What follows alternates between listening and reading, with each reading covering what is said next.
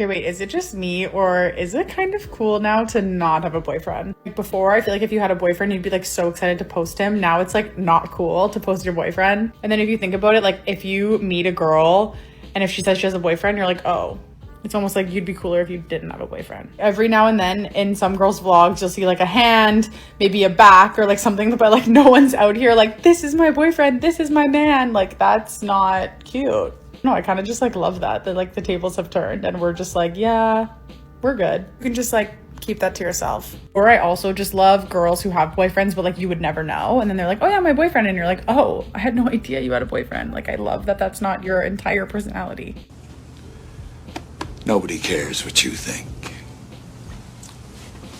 Woman, what you are describing is quite literally impossible, and that's thanks to the delusion of modern women.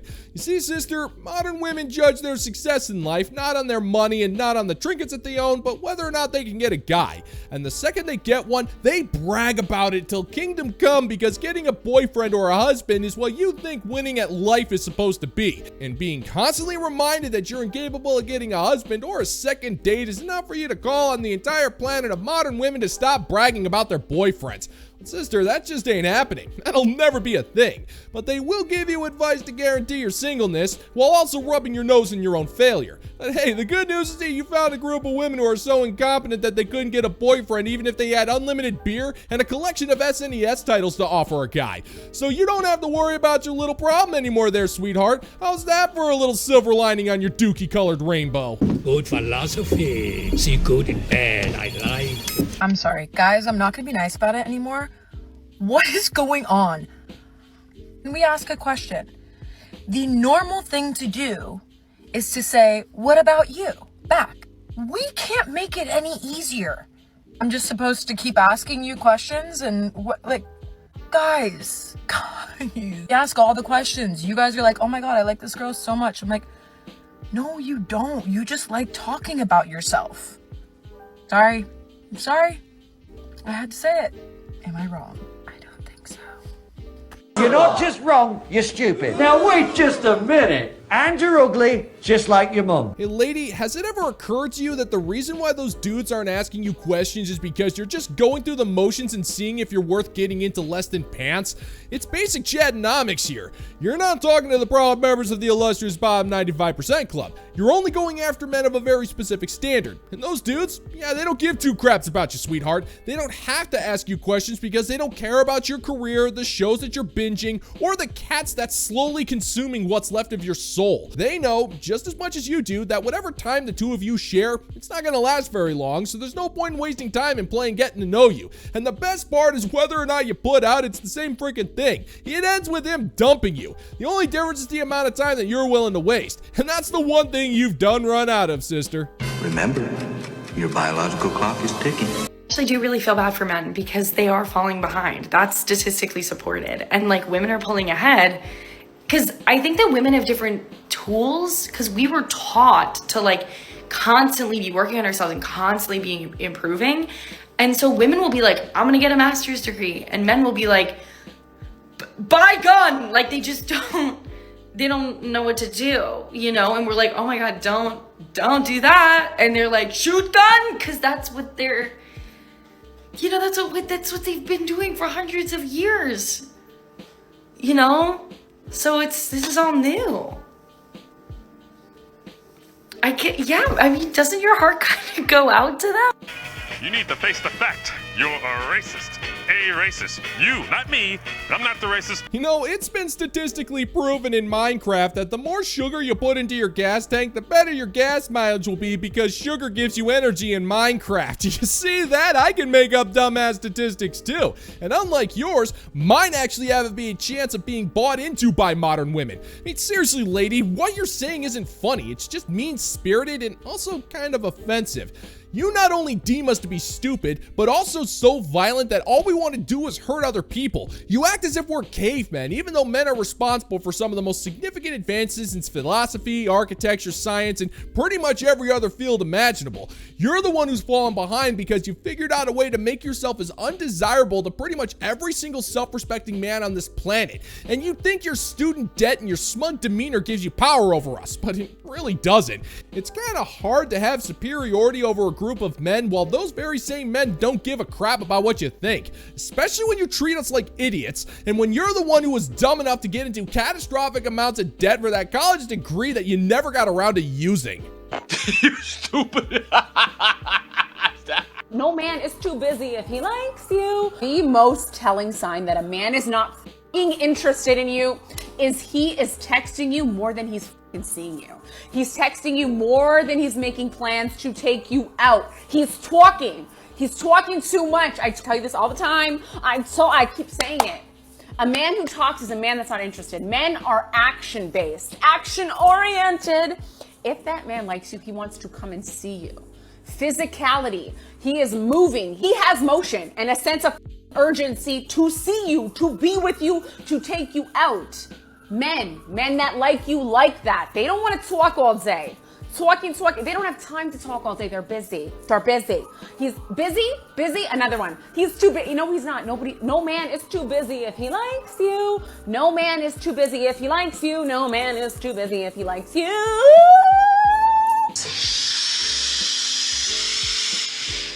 Hey, Agatha, you do realize that men have lives, right? Sometimes men have things to do that don't involve wasting their time with a woman who is so hopelessly single that she thinks making an unflattering impression of a 67-year-old Jewish woman from New York is somehow attractive. Now, the trapper keeper of the science has proven that the more attractive a man is, the more leeway he's going to get in terms of treatment tolerance and a lack of communication.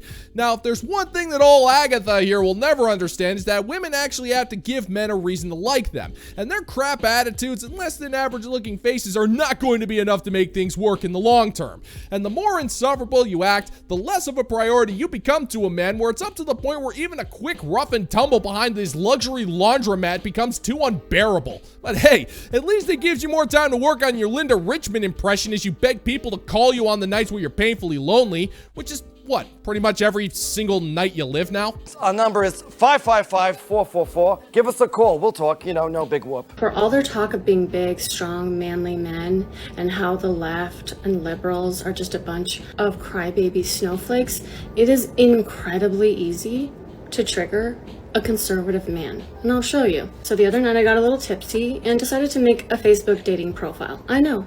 But let me tell you, the conservative men came a-calling. And despite me saying that I'm super liberal on my profile, so PSA to all you conservative men, they still like my profile. When someone like T-Roy likes my profile, it's fair game.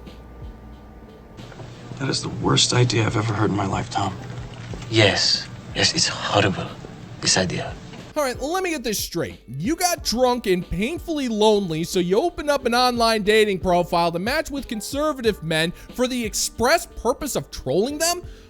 Why? I mean, what's the point in that? I mean, lady, most conservative men don't give a crap about your political views, and they're not reading your dating profiles. They see a slightly below average looking woman and thinking, why not? Yes, it really is that simple. And you're so annoyed by this that you not only needed to take time out of your life to make fun of men who have done you no wrong, but to also try and get them angry at you. The question is why? I mean, what is the point in any of that? To prove that you're a mean person who gets off on the negative feelings of others? Woman, you don't need to get drunk and go on Facebook to do that. We can tell from miles away that you're just a god-awful person, so there's no need for any of this. So I decided to match with T-Roy and text my friend. I said, what should I say to T-Roy? And they said, say something like this. I just copied and pasted. Well, wouldn't you know, T-Roy immediately responds, and he's big mad. After sending another message telling me that I need Jesus, that I need to get on my knees and beg for Jesus to enter my life, I respond with this. And then he blocked me. So yeah, it's super easy to trigger these conservative, macho, manly men. All you have to do is be a woman with an opinion. You have had the frontal lobe of your brain removed and replaced with bubble wrap. Woman, I really don't see how you can say it's easy to get these men angry when you're so brain dead that you needed someone else to write up a generic insult for you to copy and paste. Now, for those of you who didn't read it, she said the T in his name stood for trans. He responded by saying that she needed Jesus, and she responded by implying that she wanted to have sex with the Son of God. It's neither one's best moment, but at the same time, woman, even if you did annoy enjoy this guy, what exactly were you trying to accomplish? That you're allowed to use the names of your allies as a derogatory slur towards the men you don't like? And here I was thinking that words were violence, and doing that was the same thing as the mass extinction of an entire group of people.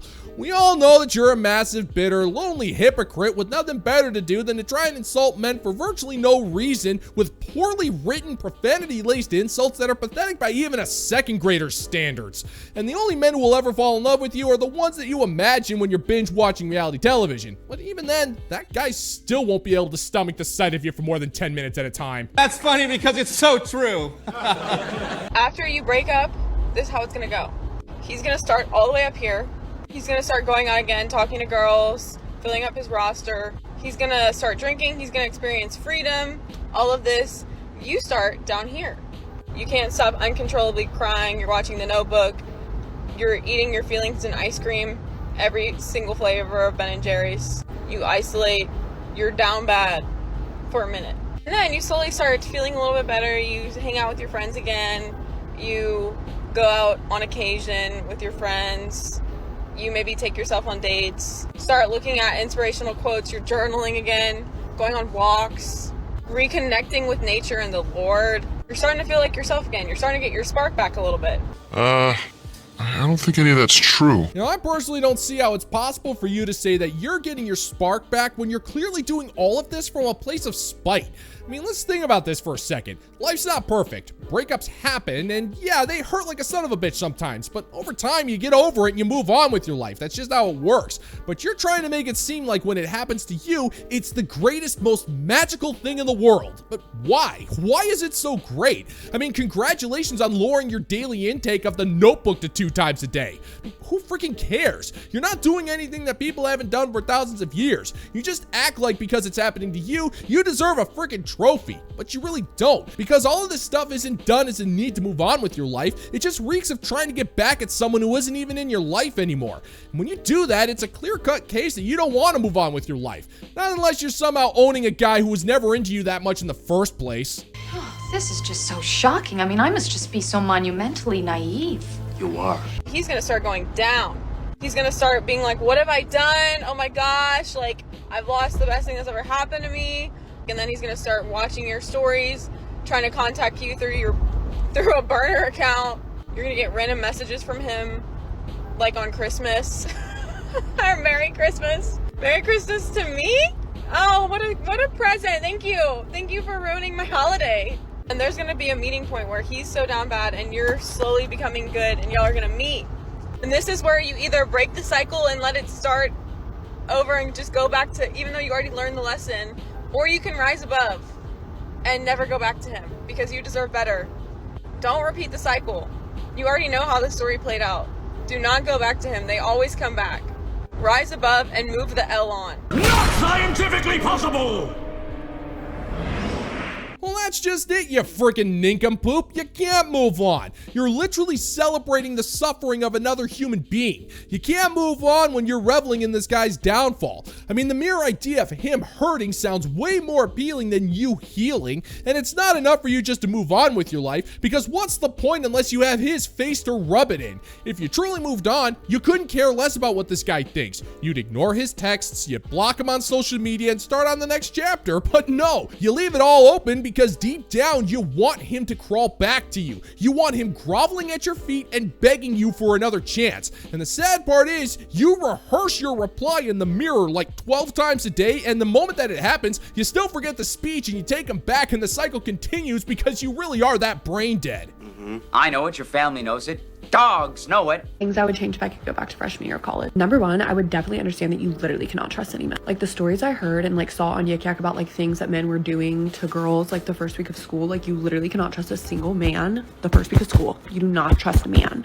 Very last thing you do. I would 100% stay on campus literally all day at my sorority house because I feel like it's the easiest way to make new friends, especially like in your sorority, is if you're sitting at the house all day, like actively trying to make connections with people. I think you also got to remember that people you meet the first week of school and you become friends with, like 9 out of of 10 times you're never going to see them again. 9 out of 10 times you are literally never going to see them again, especially when it's like people you like acquired meeting in like random places the first week of school. I would also use my student campus like food cards so much more because you can save so much more money doing that. I literally never do it. I still don't. And like it's senior year, like it's about to start and like I need to get on that. Also, literally do not skip a football game. That is like actually the lamest thing you could possibly do. And I skipped so many freshman year. Do not get a boyfriend your freshman year of college. Like it's actually social suicide in my opinion, unless that man is literally the love of your life and you would drop everything right now for you to be together and like move to a European country and never speak to anybody again. Like that is not your man. You have failed conclusively. It's over. And there is nothing that you can do here in this room that can turn that around. You know, if I could go back and tell myself stuff during my freshman year of college, it would be to look into Bitcoin. Maybe buy some gold and silver, possibly invest in Google, and to accumulate as many first-party controllers as I could for the SNES, the GameCube, and eventually PS3. Well, that and to stay away from the orange chicken at my local all-you-can-eat Chinese buffet. My digestive system would be thanking me for decades on end for that little favor. But when she does it, it's all about eating more painfully mediocre dorm food, getting a jump start on her man-hate, and attending more tailgate parties. Yeah, that actually does sound kind of right. It's times like this I'm kind of glad that these broads never got a hold of time travel technology, because all she'd do is figure out a way to make her future worse, and by doing so, pretty much collapsing the entire space-time continuum and destroying all reality because she thinks she didn't attend enough football games. Like that is not your man. You are not in a relationship. There are exceptions. Like my sister got a boyfriend freshman year who's like perfect, so it's like fine. But like if you're iffy about it, like just do take one for the team, stay back. Dressing cute to class. I would literally show up to class in like an extra large 2014 tank top every single day with ugly like extra large Nike orange shorts, orange running shorts. I'm not kidding. Like I could find pictures. I would show up to class like that and I expected that people were going to think that was normal. I don't know why. I got a lot of weird looks for it and I still get made fun of for doing that to this day by my friends. So like I would try to dress at least decent, like at least a little normal. I would also definitely try to like walk around campus and figure out a little bit more because like I can finally do that now, but like literally sophomore year I still had no idea where anything was. I don't know. Man, you are one pathetic loser. No offense. All right, let me see if I can get this straight here. You're saying to never have a boyfriend in college, but you should also dress attractively to get positive attention from people, even though you don't want that attention because attention from men ruins your life unless you meet that one man who will convince you to move to Europe with him. Well, it sounds to me like you just wanted to receive endless admiration from your classmates. 4+ years of higher education and this is all you can come up with? I mean, we can all tell that you have no idea what you want to do after you graduate, but even if you did have an idea, you still have no clue on how in the hell you're even going to make it happen. So what's the freaking point? I mean, you're so self-absorbed that the only things that you can come up with are some of the most inconsequential things when it comes to college, which just proves that you wasted time and money on something that's going to be absolutely worthless to you for the rest of your life.